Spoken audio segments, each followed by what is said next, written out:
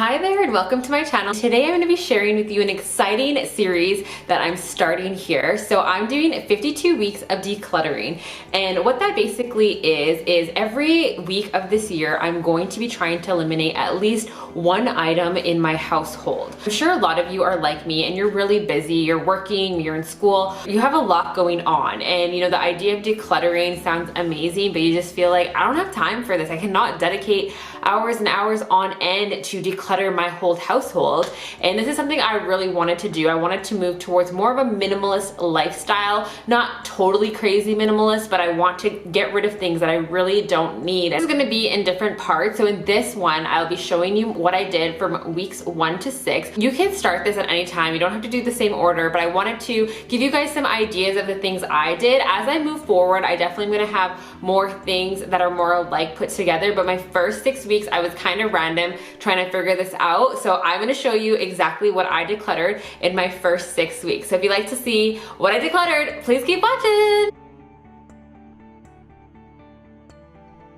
So for week 1, I was inspired to do this whole thing when I was looking at my college binders and notebooks. So I've been having this row of binders sitting on the bottom of my shelf for about 3 or 4 years because I was like, maybe I'll need it. Maybe I will reference that at some point, or maybe I'll need it in future use. 3 or 4 years have gone by. I have not touched those binders once even. It has just been taking up unnecessary space. So I decided to tackle that. I did keep a few articles that maybe relate to my practice today, but honestly, we don't need that. We don't need our college binders. If anything, we can just Google and find whatever we're looking for. I have all the textbooks for all the courses I did. So, you know, I have a place to reference. I really don't need outdated articles sitting there. And honestly, this ended up being 3 recycling bags of paper. I know this doesn't look like even a lot. They were so heavy, so I couldn't put any more paper into those bags. But yeah, so that was really awesome, and it felt so good to get that cleared.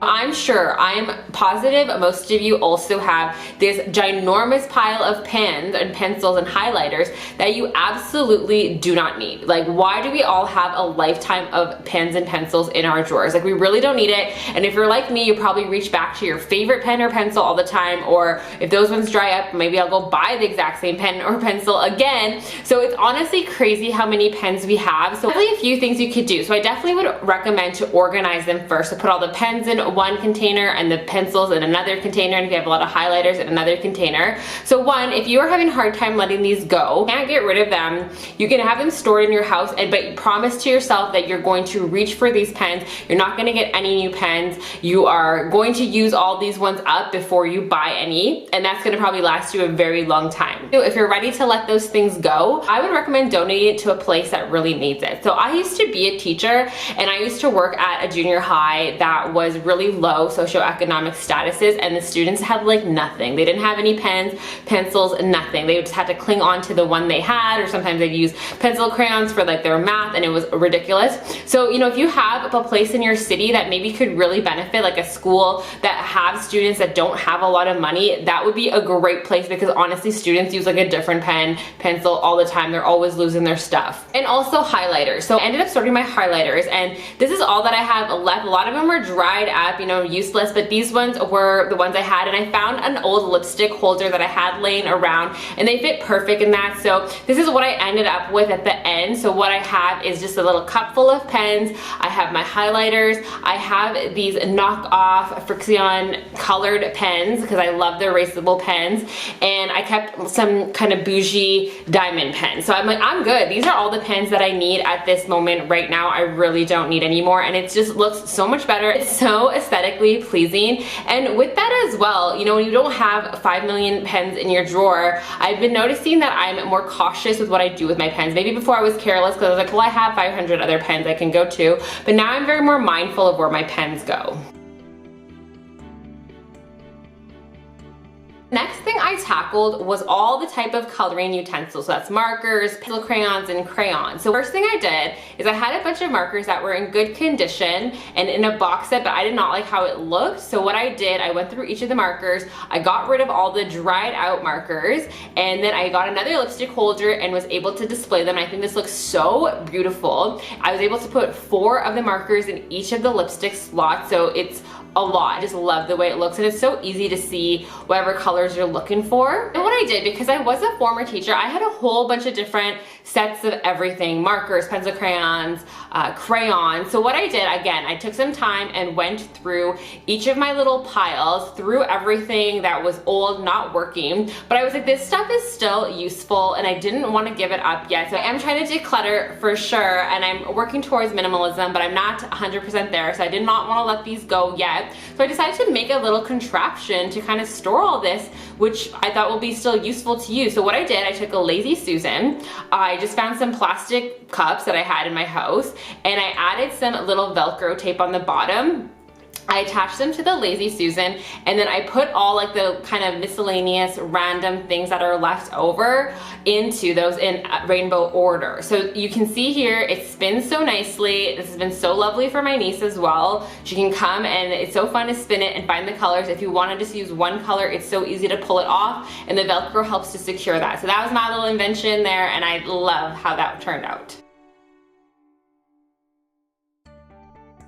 For this week's decluttering, I ended up deciding to organize my underwear and sock drawer. This is what it looked like before. I did attempt to try to organize it before. You can see there's like a foam board between, but you can still see there's like a huge pile. So inside I have like my sports socks, in the middle I have like my fun and work professional socks, and on the right side I have my underwear. But as you can see, they're kind of piled high, so a lot of times what I would do, I would only be reaching for the top layer of each of those things. So I didn't even know what was on the bottom of those drawers. So what I did, I found these little organizers from the Dollarama. I bought a few of them, and oh my gosh, I just went ahead, got rid of anything holy, got rid of anything I wasn't using. Honestly, I had underwear in there from like high school that I never even wore, but so they're just taking up unnecessary space. And I got rid of all the holy socks. I discarded about a bag full of underwear and socks. This was the after product. So again, I know this is still a lot of socks and underwear. In one section here, I have my black neutral type of workout socks. In the back, I have my works and fun socks, and then I have colored workout type of socks, and then my underwear. And I know this is like a lot. It's just so fun to look into this drawer now and see everything I have in one glance, and I am not forgetting things. And you know, I did leave a little bit of room to grow, but you know, I don't have too much room. So I definitely have socks and underwear that I could use for a long time, and my rule is going to be that if I'm bringing anything new and I don't have any room for it, something has to go. So that is going to help contain what I need. Love opening up this drawer now. It makes me so happy and so excited to see everything, and everything just so neatly put together. It's just amazing. Next up, I organized my kitchen utensils drawer. I actually have a whole video on what I did with this, so I will link that down below. But you know, essentially, we have so many types of tools in our kitchen, and everyone's drawer can look so junky if you don't take that time to organize it. But yeah, so here was the before and here was the after, and it looks absolutely stunning, and I love it, and it's just so aesthetically pleasing, and I know where everything is, so it's really nice to not have to go digging through anything. For this week, what I decided to do is tackle my silk and cotton pajama drawer. I did have this exploding, I did have everything folded nicely, but it was still folded. So I took the same idea with the socks and underwear, got those same little bins from Dollarama, and I went ahead and organized all my silk and cotton pajamas. I can see everything in one quick glance. There is still room to grow if I want to, but I feel right now, for me, this is more than enough. Like, I have a whole bunch of gorgeous silk PJs here and everything, and I have kind of my cotton ones over there. I really don't need any more. These ones are all in great condition. I ended up getting rid of any ones that had any holes or just maybe were kind of ill-fitting. And yeah, so I'm so happy with this. And again, this is now a drawer that I love opening up instead of dreading looking inside this mess. So yeah, this is how this drawer turned out. Love it. Honestly, I have a lot of pajamas that's gonna last me a long time, so I really don't need any more pajamas. It looks like now, and I think it looks absolutely gorgeous. I love going into this drawer as well. Thank you guys so much for watching. So what do you guys think? Do you guys like this type of series of 52 weeks of decluttering? This is weeks 1 to 6, and I will be doing up to 52, so keep an eye out to see when my next decluttering video is up. But yeah, thanks for joining me. I hope this inspires you to maybe try to get rid of something in a week's time, because it's really reasonable and achievable to do in a week. So thank you so much for watching. Until next time, bye-bye.